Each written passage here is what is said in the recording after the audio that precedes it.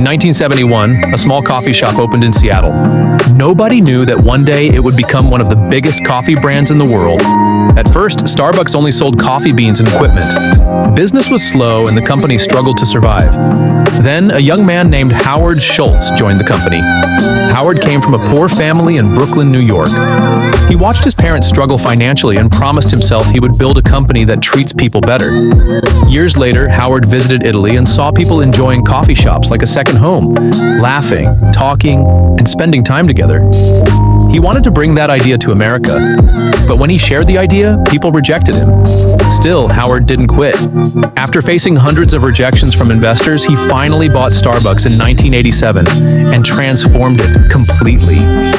He didn't just sell coffee, he sold comfort, peace, and a place where people felt at home. Slowly, Starbucks expanded across the world and became a global brand. The real lesson is that you don't need a perfect beginning to create a legendary future. Sometimes rejection is not the end of the story, it is the start of success.